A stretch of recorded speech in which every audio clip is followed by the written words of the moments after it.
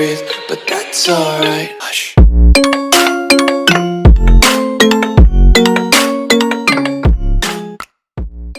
Assalamualaikum warahmatullahi wabarakatuh.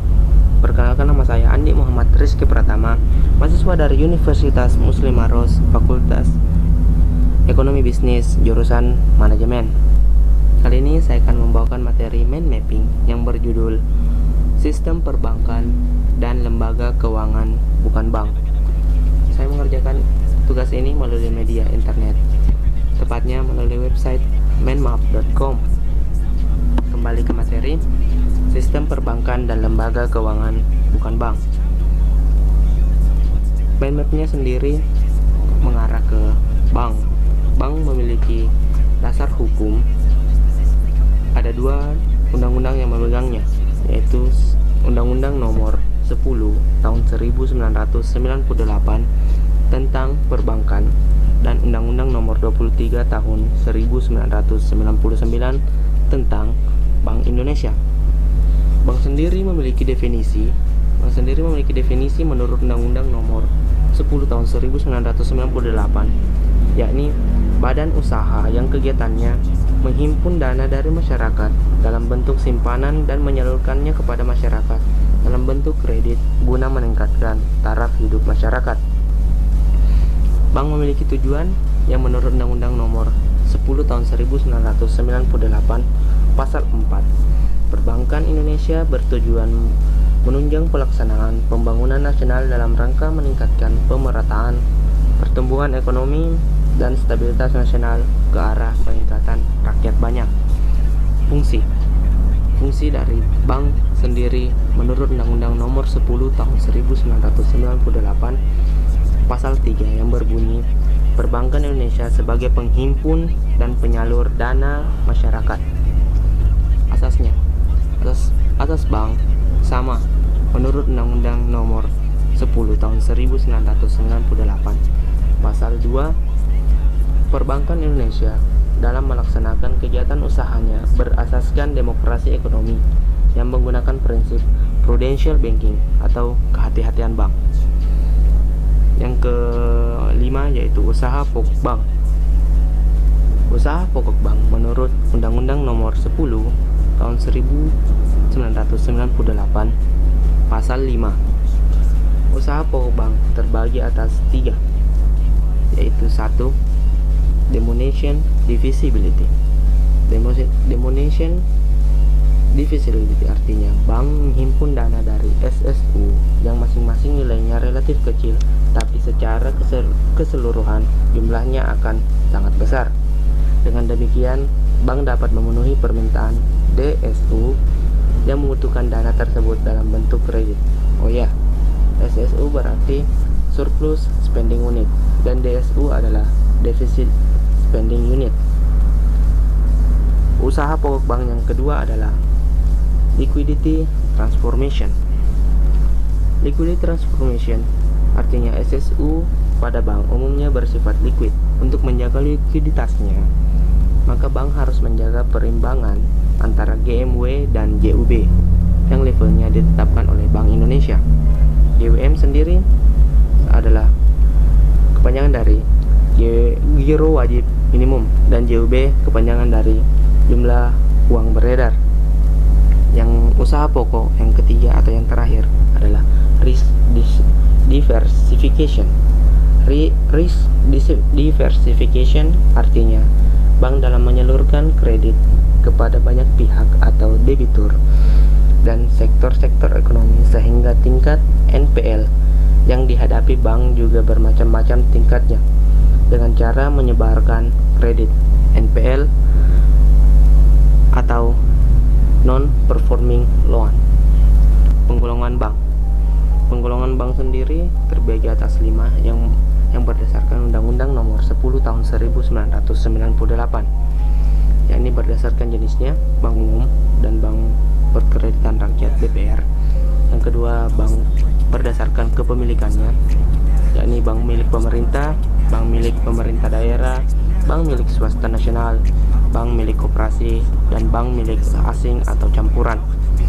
Yang ketiga adalah bank berdasarkan bentuk hukum, yakni bank perusahaan daerah, bank persero, bank perseroan terbatas, dan bank koperasi. Yang keempat yaitu bank berdasarkan kegiatan usaha, yakni bank devisa dan bank bukan devisa. Yang terakhir, penggolongan bank yaitu berdasarkan pembayaran jasa, yang terbagi atas dua, yakni bank berdasarkan pembayaran bunga dan bank berdasarkan pembayaran bagi hasil. Sistem perbankan dan lembaga keuangan. Mappingnya yang kedua yaitu lembaga keuangan bukan bank. Lembaga keuangan bukan bank sendiri memiliki definisi, yakni badan yang melakukan kegiatan di bidang keuangan yang secara langsung atau tidak langsung menghimpun serta memberikan pinjaman jangka menengah.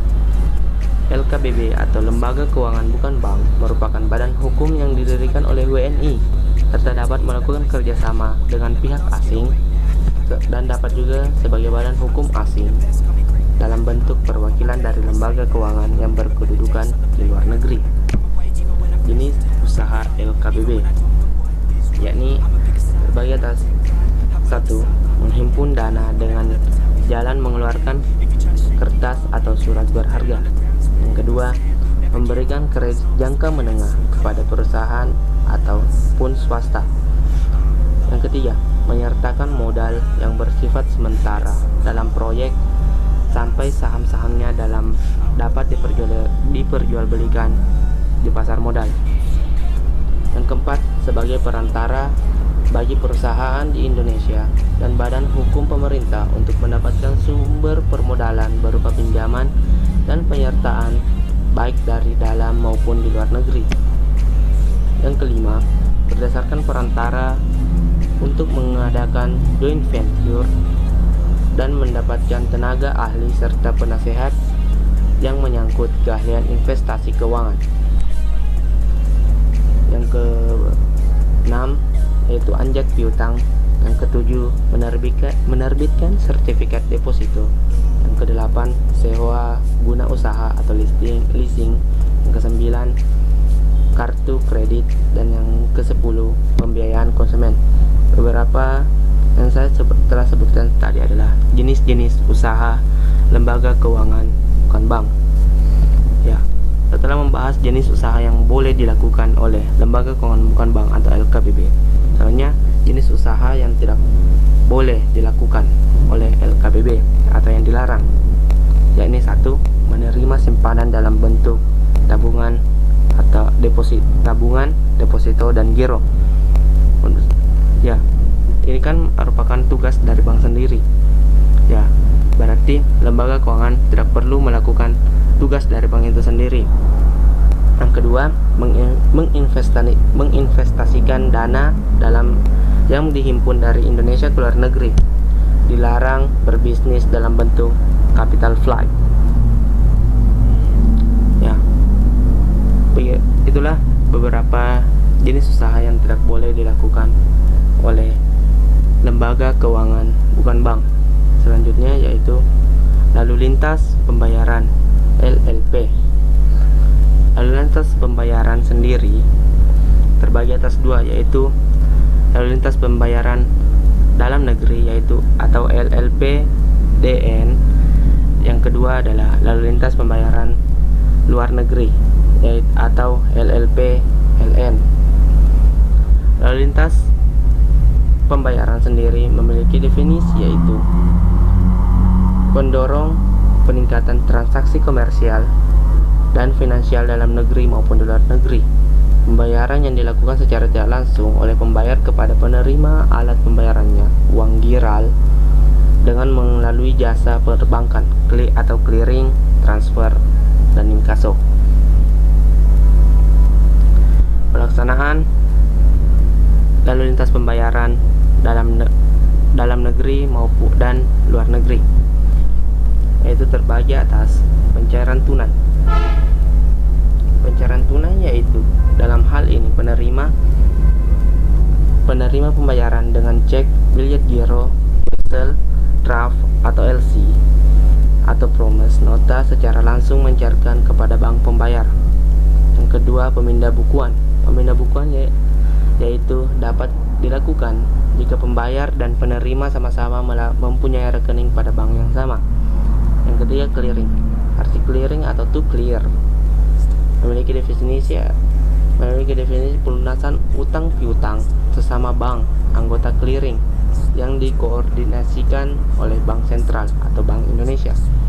Definisinya yang lain yaitu clearing adalah proses perhitungan, pelunasan, dan pertukaran warkat clearing antar bank anggota yang dikoordinasi BI atau Badan Indonesia. Yang keempat adalah transfer. Transfer adalah pemindah saldo dari bank satu ke bank yang lain. Transfer atau remittance merupakan lalu lintas pembayaran antar kota atau antar negara. Transfer antar negara hanya dapat dilakukan oleh bank devisa. Yang terakhir adalah inkasso. Inkasso atau collection merupakan lalu lintas pembayaran dalam negeri maupun di luar negeri untuk menagih piutang, surat-surat berharga antar kota ataupun antar negara, yaitu clean collection atau documentary collection. Clean collection adalah check, giro, travel checkbook. Sedangkan documentary clean adalah LC. Lalu lintas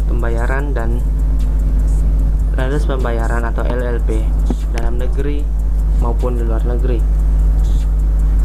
memiliki pelakunya sendiri yaitu ada tiga.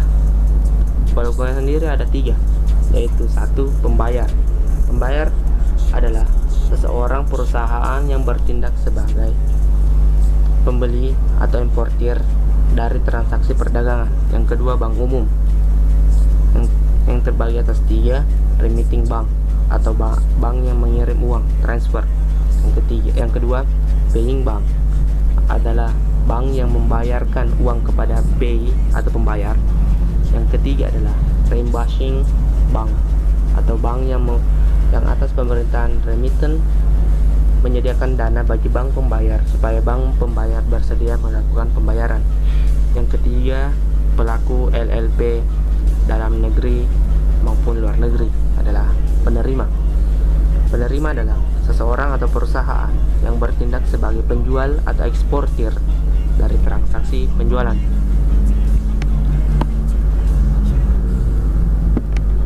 Oke, cukup sekian tugas mind mapping saya. Mohon maaf bila ada kekurangan, baik dalam segi gambar maupun dalam segi penjelasan, karena kesempurnaan itu hanya milik Allah. Demikian tugas mapping saya yang berjudul Sistem Perbankan dan Lembaga Keuangan Bukan Bank. Terima kasih. Wassalamualaikum warahmatullahi wabarakatuh.